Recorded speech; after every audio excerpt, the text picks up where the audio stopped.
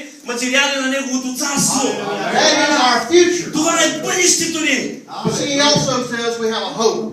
Но там също така се казва в Еремия, че имаме и надежда. We have a hope. Имаме надежда.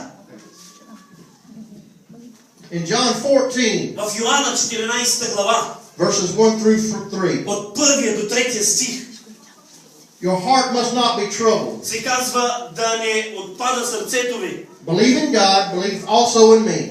Вярвайте в Бога, вярвайте и в мене.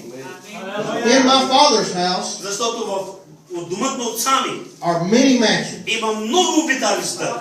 If it were not so, И ако не беше така, I would have told you. нямаше да ви кажа. And then he said, I am going away И тогава казва, аз отивам to prepare a place for you. да приготвя място за всеки един от вас. And if I go И ако аз отида and prepare a place for you, да ви подготвя място, I will come again със сигурност ще се върна отново. and take you back with И me. ще ви взема, за да бъдете с мене. That where I am, За да може където съм аз, there you can be да бъдете also. и вие също. That is our hope. Това е нашата надежда. See, in Jeremiah 29:11, it's more than just a future. It's a hope. В Еремия 29 глава не се говори само за някакво бъдеще, а за една предстояща надежда.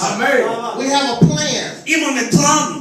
He gives us a plan to get there. Той ни дава плана за това как да стигнем до там. He gives us a roadmap to follow. Той ни дава една карта, която да следваме. We don't have to guess Не трябва да се лутаме the way to go. и да се чудим как да стигнем до там. Because he said, come unto me Защото той каза, елате при мен and receive me into your heart. и ме приемете в сърцето си. And where I am, И там, където съм аз, you can live eternity. ще бъдете и вие. Amen.